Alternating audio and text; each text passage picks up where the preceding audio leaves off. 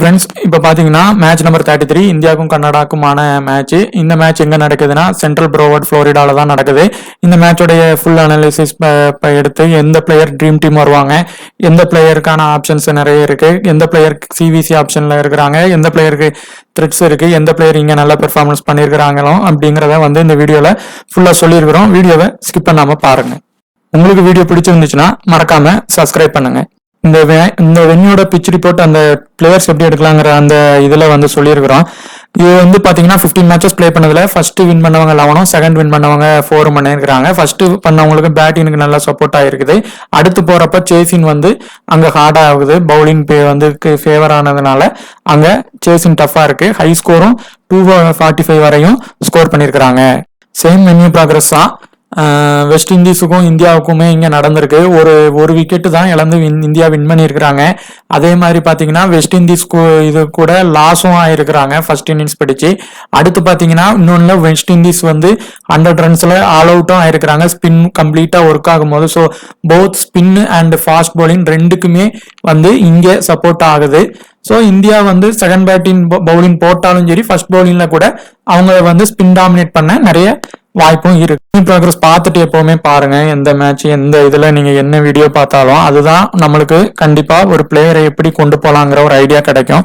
Last 4 மேட்சஸ்ல வந்து பாத்தீங்கன்னா spinners 24 விக்கெட்டும் pacers 26 விக்கெட்டும் எடுத்திருக்காங்க. அதுல ஸ்பின்னர்ஸ் ஃபர்ஸ்ட் இன்னிங்ஸ்ல 9, செகண்ட் இன்னிங்ஸ்ல 15, ஃபேசர்ஸ் ஃபர்ஸ்ட் இன்னிங்ஸ்ல 19, செகண்ட் இன்னிங்ஸ்ல ஒரு 7 விக்கெட் எடுத்திருக்காங்க. பிளேயிங் லெவல்ல கண்டிப்பா மாற்றம் பண்ணுவாங்க. ஒரு 2 பிளேயர் 3 பிளேயருக்கு வாய்ப்பு கொடுப்பாங்க. மேபி சஞ்சு சாம்சனுக்கு கொடுக்கலாம், குல்தீப் யாதவ் உள்ள வரலாம், இல்ல வேற ஒரு பேட்ஸ்மேன் சகாலுக்கு ட்ரை பண்ணி பார்ப்பாங்க. ஏன்னா சகாலா வந்து கண்டிப்பா மத்த இதுக்கு வந்து அவரை எப்படியும் எடுத்துருவாங்க அடுத்த சூப்பர் 8லலாம். ஏன்னா கண்டிப்பா ஆஸ்திரேலியா கூட விளையாடுறதா இருந்தா அவரெல்லாம் கண்டிப்பா மேட்ச்ல இருக்கணும், குல்தீப் யாதவ்லாம். ஸோ அவங்களுக்கும் இப்பவே வாய்ப்பு கொடுத்து பார்ப்பாங்க. அதே மாதிரி கனடாக்கும் பாத்தீங்கன்னா அவங்களோட பேட்டிங்கும் நல்லா ஸ்ட்ராங்கா தான் வச்சிருப்பாங்க. ஆரன் ஜான்சன், பிரகத் சிங், நிக்லஸ் கிர்டான், அப்புறம் ஸ்ரேயாஸ் மோவா, இவங்க எல்லாருமே பாத்தீங்கன்னா நல்லா பேட்டிங்கும் பண்றாங்க. ஸோ இவங்க மேக்சிமம் இதோட போவாங்க. அப்படி இல்லைன்னா ஏதாவது 1 or 2 சேஞ்சஸ் மேபி பண்ணுவாங்க. அவங்க எல்லா இதுவும் அவங்களும் அவுட் ஆஃப் த டோர்னமெண்ட் ஆயிட்டாங்க. ஸோ அவங்க என்ன ரிஸ்க்னாலும் எடுத்து பண்ணுவாங்க. இப்போ இந்தியாவுக்கும் கனடா மேட்சுக்கும் முன்னாடி நியூசிலாந்துக்கும் உகாண்டாவுக்குமான மேட்சோடைய எங்களோட டீம், அதாவது என்னோட டீமோடைய கிராண்ட் லீகுக்கு போட்ட இது ஒரே ஒரு டீம் தான். மை சர்க்கிளில் போட்ட இது captain, vice captain, players Ravindra, அதே மாதிரி பார்த்தீங்கன்னா சாண்ட்னரு எல்லாமே நம்ம பிடிச்சிட்டோம். ஆனால் ஒரு சின்ன ஒரு பாயிண்ட்ஸு சில இதில் விட போய் அவங்க வந்து இப்போ ஒரு 60 பாயிண்ட்ஸ் வித்தியாசத்தில் கிராண்ட் லீக் ஆனது மிஸ் ஆயிருச்சு. மற்றபடி ஸ்மால் லீக்லாம் நல்லா வின்னர் இருந்தாலும் இந்த இதில் வந்து லாஸ்ட் நிமிஷத்தில் பிளேயர்ஸை நம்ம உகாண்டாவில் மாற்றி எடுக்க போய் மிஸ் ஆயிடுச்சு. இல்லைனா ஒரு பெரிய அமௌண்ட்டு இந்த மேட்ச்சில் வின் ஆகிருக்கலாம். சரி, இந்தியாவுக்கும் கனடாவுக்குமான மேட்ச். இந்த மேட்ச் கிட்டத்தட்ட இந்தியாவுக்கு வந்து ஒரு ப்ராக்டிஸ் மேட்ச் மாதிரி தான். ஸோ அவங்க வந்து பிளேயர்ஸும் மாற்றுவாங்க. மேபி மாற்ற நிறைய வாய்ப்பு இருக்குது. 1 or 2 பிளேயர்ஸையாவது சேஞ்ச் பண்ணி அவங்களுக்கும் ஒரு வாய்ப்பு கொடுக்கணும் அதுக்காக மாற்றலாம். இந்த மேட்சோடைய பிச் கண்டிஷன் நம்ம லாஸ்ட்டாக சொன்னது தான். ஆனால் இப்போ மழை தொடர்ச்சியாக நேற்றும் பெஞ்சிருக்குது, இப்போவும் காலையில் பெஞ்சிருக்கு. இப்போ 30% to 45% மழை மேட்ச் வர்றதுக்கும் வாய்ப்பு இருக்குது அப்படின்னு சொல்லியிருக்கிறாங்க. இதெல்லாம் ஒரு பக்கம் இருக்கட்டும். லாஸ்ட் பார்க்கும்போது லாஸ்டோட பிச் ரிப்போர்ட் பார்த்தீங்கன்னா இந்த கிரவுண்டு வந்து நல்ல பவர் பிளேல வந்து பார்த்தீங்கன்னா நல்ல பேட்ஸ்மேனுக்கு சப்போர்ட் ஆகும். போக போக பார்த்தீங்கன்னா நல்ல பவுலருக்கும், அதாவது இந்த cutters, backup length, slow variation போடுறவங்க, பும்ரா மாதிரி இன்ஸ்விங் அவுட் ஸ்விங் பண்ணுறவங்க, இந்த மாதிரி ஹார்திக் பாண்டியா மாதிரி நல்ல ஸ்லோ வேரியேஷன் பண்ணுறவங்க, இவங்களுக்கெல்லாம் நல்ல சப்போர்ட் ஆகும். அதே மாதிரி ஸ்பின்னர்ஸுக்கு நல்ல விக்கெட் எடுப்பாங்க அப்படின்னு சொல்லி போட்டிருந்தாங்க.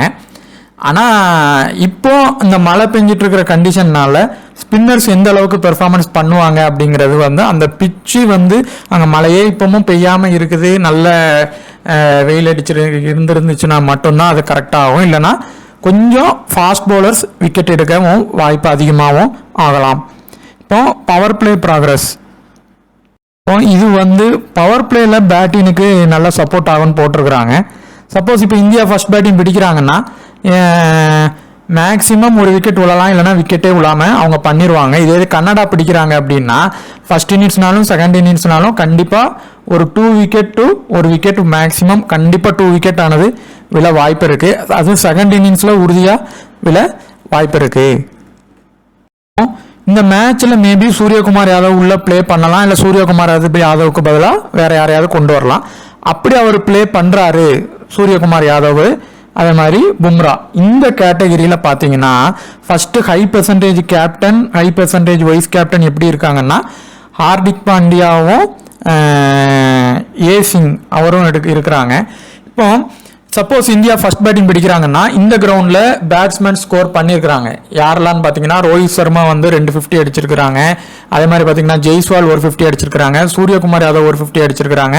ஸோ இந்த மாதிரியான கண்டிஷனும் இருந்திருக்கு. விராட் கோலியோட இது வந்து இங்கே கொஞ்சம் கம்மியாக இருந்தாலும் இந்த மேட்ச் விராட் கோலி ப்ளே பண்ணுறாரு அப்படின்னா நல்ல முக்கியத்துவம் இருக்கும். அதை நான் அடுத்து சொல்கிறேன். இப்போ சப்போஸ் பேட்டினுக்கும் கொஞ்சம் சப்போர்ட் ஆயிருக்கு. இப்போ பேட்டினுக்கு இப்போ வந்து சப்போர்ட் ஆகிற பட்சத்தில் அந்த கேப்டன்ஷிப் மேபி பேட்டர்ஸ்க்கும் ஆல்ரவுண்டருக்கும் வரலாம், இல்லை பேட்டருக்கும் பவுலருக்கும் மாறுறதுக்கும் கூட வாய்ப்பு இருக்குது. இப்போ வந்து ஃபர்ஸ்ட் இன்னிங்ஸ் பவுலிங் போடுறாங்க இந்தியா, அப்படி போட்டால் தான் ஆல்ரவுண்டருக்கும் பவுலருக்கும் அந்த கேப்டன்ஷிப் வர நிறைய வாய்ப்பு இருக்குது. ஸோ ஃபஸ்ட்டு இந்த கண்டிஷனில் இந்த மேட்சை பொறுத்தவரை நீங்கள் ஃபஸ்ட்டு பும்ரா இன்னைக்கு ப்ளே பண்ணுறாங்க. சப்போஸ் சில டைம் பும்ராக்கு வந்து ரெஸ்ட் கொடுக்கறதுக்காக கொடுத்துட்டு அந்த இடத்துல மேபி கூட இவங்க வேற யார் பிளேயரையாவது கொண்டு வந்து பார்ப்பாங்க. ஒரு ஸ்பின்னரை கொண்டு வரலாம், இல்லை வேற யாராவது ஃபாஸ்ட் பவுலிங்க்கோ இல்லை வேற யாரையாவது ட்ரை பண்ணி பார்ப்பாங்க. ஸோ அப்படி பும்ரா வந்து ப்ளே பண்ணுறாரு அப்படின்னா கண்டிப்பாக இவர் இந்த இடத்துல ஃபர்ஸ்ட் ப்ரிஃபரன்ஸ் கொடுத்து எடுத்துக்கோங்க. சூரியகுமார் யாதவ் வந்து செகண்ட் இன்னிங்ஸ் பண்ணால் எடுங்க, இல்லைனா அவரை கூட இந்த கேட்டகரியில் நீங்கள் ரிஸ்க் எடுத்து லீவ் பண்ணுறீங்க அப்படின்னா லீவ் பண்ணுங்க.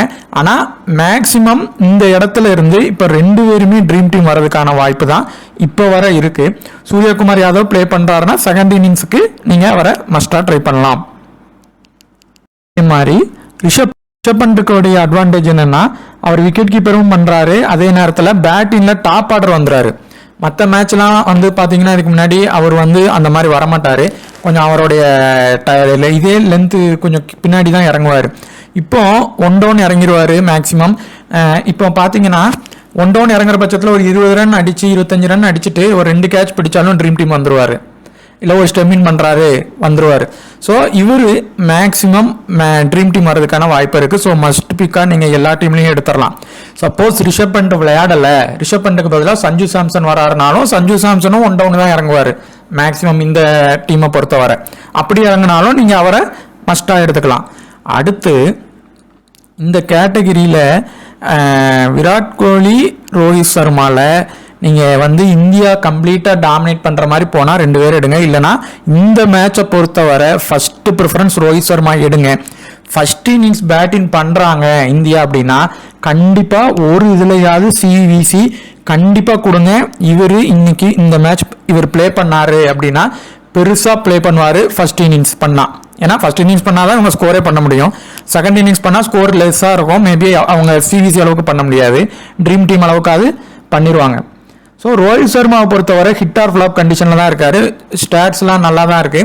அவர் கண்டிப்பாக ஹிட் ஆர் ஃப்ளாப் தான் லாஸ்ட் வரை இருப்பார் அப்படின்னா நான் டெலிகிராமில் மென்ஷன் பண்ணுறேன். இப்போ வர அந்த கண்டிஷனில் இருக்கார். ஸோ இந்த கேட்டகரியில் இருந்து மேக்ஸிமம் 3 பேர் வருவாங்க. ஃபர்ஸ்ட் நீங்கள் இவரை எடுத்துருங்க, இவரை எடுங்க. ஹார்திக் பாண்டியாவுக்கு டபுள் ஆப்ஷன் இருக்கு, ஃபர்ஸ்ட் பவுலிங் போடுறாரு அப்படின்னா மஸ்டாக நீங்கள் எடுத்துக்கலாம். அடுத்து இந்த கேட்டகரியில் வந்து அக்சர் பட்டேல் ஃபர்ஸ்ட் ப்ரிஃபரன்ஸ். நீங்கள் இந்த இடத்துல ஆல்ரவுண்டரில் அக்சர் பட்டேலை எடுக்கலாம். ட்ரீம் டீம் வர நிறைய வாய்ப்பு இருக்குது. சப்போஸ் இவருக்கு பதிலாக வேறு ஆப்ஷன் பவுலர் வராரு அப்படின்னா ஜடேஜா அந்த இடத்துல அவருக்கு ஓவர் கிடச்சி வர்றதுக்கு நிறைய வாய்ப்பு இருக்குது. இல்லைனா ஃபர்ஸ்ட் ப்ரிஃபரன்ஸ் அக்சர் பட்டேல் தான். முகமது சிராஜ் கம்மியான பாயிண்ட் எடுத்தாது ட்ரீம் டீம் வர நிறைய வாய்ப்பு இந்த மேட்சை பொறுத்தவரை இருக்குது. ஃபர்ஸ்ட் இன்னிங்ஸ்னால் நீங்கள் கண்டிப்பாக ட்ரை பண்ணுங்கள். செகண்ட் இன்னிங்ஸ்னால் இல்லை நான் ரிஸ்க் எடுத்துகிட்டு இவரை லீவ் பண்ணிக்கிட்டு நீங்கள் கன்னடாவில் கூட ஒரு பவுலரை தேர்ந்தெடுக்கலாம். அதையும் நான் சொல்கிறேன். அடுத்து இந்த கிரிட்டானை பொறுத்தவரை இந்த மேட்ச் வந்து அவருக்கு ஆப்ஷன் தான். கிரிட்டான் இல்லைனா ஜான்சன் பேட்டிங், 2 பேரும் பேட்டிங் கேட்டகரியில் இருப்பாங்க. கிர்டான் இல்லைனா ஜான்சனில் கண்டிப்பாக ஒருத்தங்க ட்ரீம் டீம் வருவாங்க. இவர் மிடில் ஆர்டர் வருவார். இப்போ இந்தியா ஃபர்ஸ்ட் பவுலிங் போடுறாங்க அப்படின்னா, அவங்க டாமினேட் பண்ணுறாங்க அப்படின்னா அந்த இடத்துல ஜான்சன் வரதுக்கு அம்மா கூட போயிடுவார். இவர் மிடில் ஆர்டர் வருவார். இவர் பவுலிங்கும் போடுவார், ஆனால் பெரிய அளவுக்கு கொடுக்க மாட்டேன்றாங்க. ஸோ இவரை நீங்கள் மஸ்டாக ட்ரீமில் கூட ஒரு இதில் ட்ரை பண்ணி பாருங்கள். இன்னொரு இதில் ஜான்சனை ட்ரை பண்ணி பாருங்கள். First preference கிர்டான். ஜெய்ஸ்வால் இந்த மேட்ச் ஒரு வேளை உள்ளே வராரு, ஒரு வேளை யாருக்காவது பதிலாக உள்ளே வராரு அப்படின்னா நீங்கள் அவரை டீமில் எடுத்துக்கிங்க. ஃபர்ஸ்ட் இன்னிங்ஸ்னாலும் சரி, செகண்ட் இன்னிங்ஸ்னாலும். ஏன்னா அவர் ஓப்பனிங் பண்ண ஆரம்பிச்சிருவார். ரிஷப் பண்ணுற இடத்துல அவர் தான் ப்ளே பண்ண ஆரம்பிப்பார். மேபி 1-1 இல்லை டாப் ஆர்டரே போக ஆரம்பிச்சிருவார். விராட் கோலி அவரும் பண்ண ஆரம்பிச்சிருவாங்க. ரோஹித் சர்மா கூட பின்னாடி வரலாம். மேபி அந்த மாதிரிலாம் நடக்கலாம். வந்தால் அவரை டீமில் எடுத்துக்கலாம். அடுத்து இவர் மோவா இவங்களும் மிடில் ஆர்டரில் தான் இருப்பாங்க. மேக்சிமம் ஒருத்தங்களை எடுத்தாலே போதும். நீங்கள் மோவா ஒரு கனடாக்கு கொஞ்சம் நிறைய பிளேயர்ஸ் 5 பிளேயர் 6 பிளேயர் வச்சு நான் எடுப்பேன் அப்படின்னு நினச்சிங்கன்னா மோவாவை ட்ரை பண்ணுங்கள். இல்லைனா விக்கெட் கீப்பர் செக்ஷனில் இந்தியா கீப்பர் மட்டுமே போதும். இந்த இடத்துல இவங்க ஃபஸ்ட்டு 2 பேருக்கும் இவருக்கு ஒரு ப்ரிஃபரன்ஸ், இவங்களுக்கு ப்ரிஃபரன்ஸ், இந்த 3 பேருக்கும் கொடுத்து பாருங்கள். அடுத்து உள்ளவங்களை இவங்களெல்லாம் ரொட்டேஷன் பண்ணி ட்ரை பண்ணுங்கள். இந்த கேட்டகரியை பொறுத்தவரை இப்போ சஞ்சு சாம்சன் அதே சொன்னது தான். இப்போ ரிஷப் பண்ட்டுக்கு பதிலாக சஞ்சு சாம்சன் வராருன்னா நீங்கள் அவருக்கு பதிலாக சஞ்சு சாம்சன் எடுத்துக்கோங்க. இல்லை ரிஷப் பண்ட்டும் இருக்காரு, சஞ்சு சாம்சனும் இருக்காருன்னா ரிஷப் பண்ட் தான் விக்கெட் கீப்பிங் பண்ணுவார். நீங்கள் சஞ்சு சாம்சன் லைனப்பில் எங்கே வராருன்னு பாருங்கள். ஃபர்ஸ்ட் இன்னிங்ஸ் பண்ணால் ட்ரை பண்ணுங்க. செகண்ட் இன்னிங்ஸ் பண்ணும்போது முதையே நீங்கள் ட்ரீம் 11 பாருங்க. அப்படி இல்லைனாலும் மை சர்க்கிளில் பாருங்க. அவங்க அங்கேயும் கரெக்டாக லைனப் கொடுத்துருவாங்க. அப்போ உங்களுக்கு இவர் லைனப்ல கொஞ்சம் தள்ளி வராரு அப்படின்னா செகண்ட் இன்னிங்ஸ் இந்தியா பண்றாங்கன்னா கூட இவரை லீவ் பண்ணிட்டு நீங்க ரிஷப் பண்ட ட்ரை பண்ணுங்க. இல்ல ஃபர்ஸ்ட் இன்னிங்ஸ் பண்றாங்க அப்படின்னா சஞ்சு சாம்சனை கூட நீங்க ட்ரை பண்ணலாம். ஆனா ரிஷப் பண்ட்டுக்கு தான் ஃபர்ஸ்ட் ப்ரிஃபரன்ஸ் இருக்கு. ரிஷப் பண்ட் விளையாடவே இல்லை அப்படின்னா அந்த இடத்துல கண்டிப்பா சஞ்சு சாம்சன் எடுத்துக்கிடுங்க. ஜான்சன் நம்ம சொன்ன மாதிரி தான். ஒன்று ஜான்சன் கிர்டான்ல ஒருத்தங்க கண்டிப்பா ட்ரீம் டீம் வருவாங்க. நீங்க ஃபர்ஸ்ட் ப்ரிஃபரன்ஸ் கிர்டானை ட்ரை பண்ணுங்க. இவரை ரொட்டேஷன் பண்ணி ட்ரை பண்ணிக்கோங்க. இந்த 3 பேரில் ஃபர்ஸ்ட் ப்ரிஃபரன்ஸ் இந்த கைலேக்கர் தான். 4 ஓவர் போட்டுருவாரு, பேட்டிங் மிடில் ஆர்டர் வருவார், பேட்டிங்கும் பண்ணுவார். ஸோ இவரை ஃபர்ஸ்ட் ப்ரிஃபரன்ஸ் கொடுத்து எடுத்துருங்க.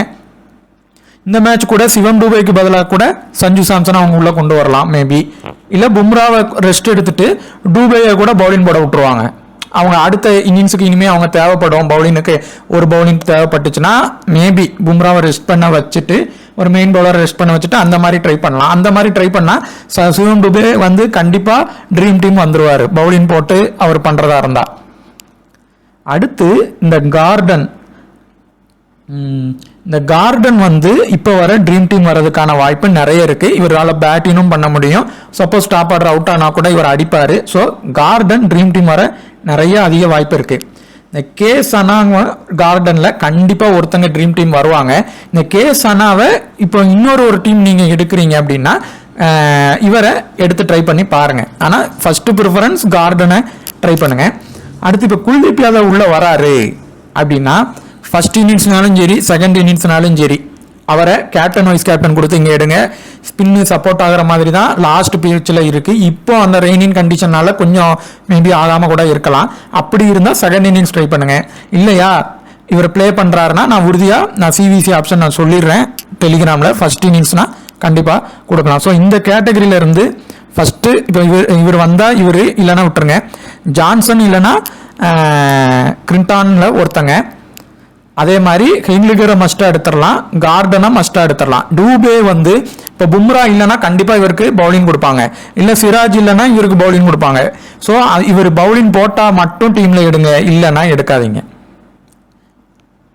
ஸோ இந்த கேட்டகரியில இருந்து மஸ்டா ஒரு 3 பேர் ட்ரீம் டீம் வருவாங்க. இதுல இந்த ஜே சித்திக் இவங்க இந்த 3 பேருமே பிளேயிங் 11 இருப்பாங்க மேக்சிமம். இதுல இந்த ஜே சித்திக்குங்கிறவங்க செகண்ட் இன்னிங்ஸ் போடுறாங்க அப்படின்னா அவங்கள டீம்ல இந்த கேட்டகரியில இருந்து ஒருத்தங்களை மட்டும் ட்ரை பண்ணிக்கிடுங்க.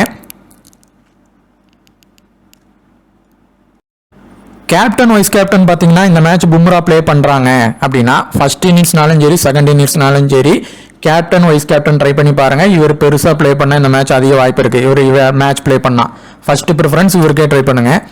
சூரியகுமார் யாதவ் நம்ம சொன்ன மாதிரி தான், அவர் வந்து ட்ரீம் டீம் வர்றதுக்கான வாய்ப்புலாம் நிறைய இருக்கு.